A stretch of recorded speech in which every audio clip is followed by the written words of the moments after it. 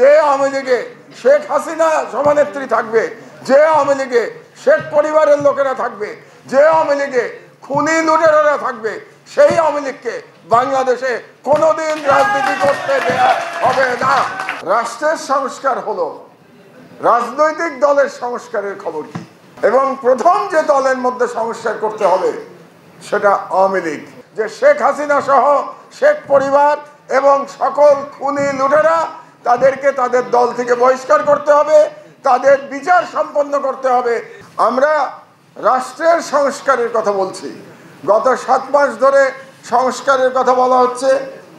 প্রধান উপদেষ্টা বলেছেন সংস্কার সম্পন্ন হলে রাজনৈতিক দলগুলো যে সংস্কারে সম্মত হবে, ঐক্যমত্য পোষণ করবে, সেগুলো শেষ করে দিয়ে নির্বাচন হবে। খুব ভালো কথা।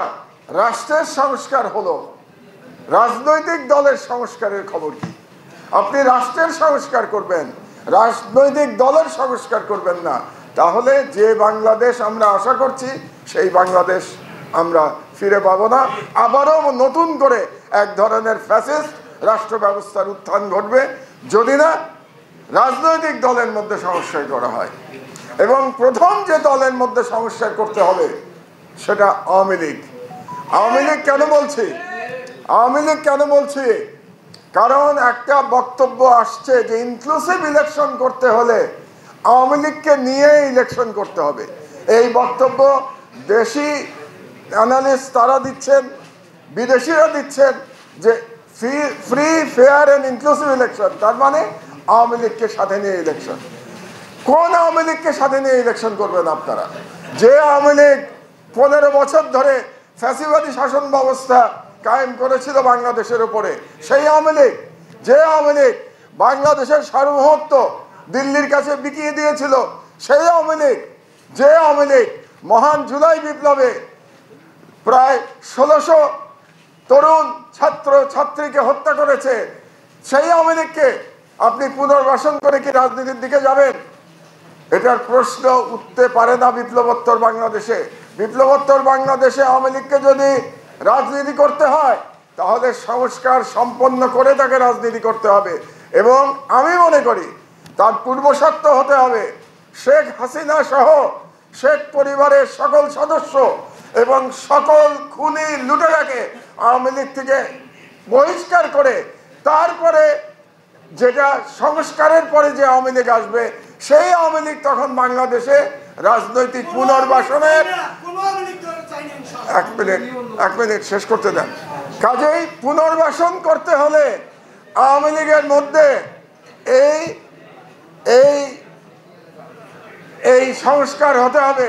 কাজে আওয়ামী লীগের যদি সাহস থাকে কিংবা আওয়ামী লীগকে যারা পুনর্বাসন করতে চান তাদের প্রথমেই বলতে হবে যে শেখ হাসিনা সহ শেখ পরিবার এবং সকল খুনি লুটেরা তাদেরকে তাদের দল থেকে বহিষ্কার করতে হবে, তাদের বিচার সম্পন্ন করতে হবে।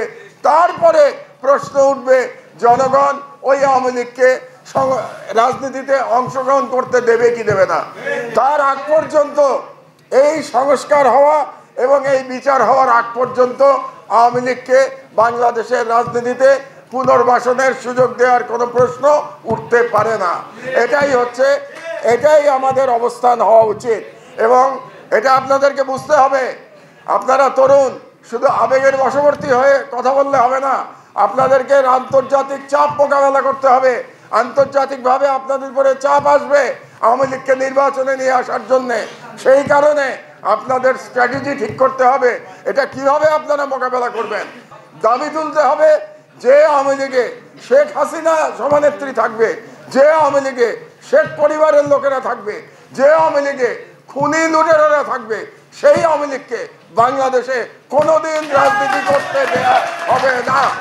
কাজেই এই দায়িত্ব, এই সংস্কারের দায়িত্ব আওয়ামী লীগের উপরেই ঠেলে দিতে হবে। এটাই স্ট্র্যাটেজি। এটা আপনাদেরকে বুঝতে হবে। আওয়ামী লীগকে চ্যালেঞ্জ করতে হবে।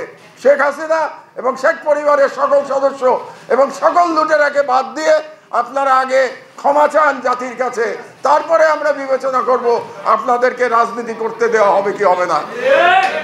এই অবস্থান আপনাদেরকে এই অবস্থান নিয়ে নতুন সকল দলকে চিন্তা করতে হবে। কারণ আমরা জানি খুব শীঘ্রই এই বিষয়ে আলোচনা শুরু হবে সরকারের সঙ্গে। কাজে নতুন দলগুলোকেও আমি বলবো, আপনাদেরও সেই আলোচনায় অংশগ্রহণ করতে হবে, আপনাদের অবস্থান পরিষ্কার করতে হবে।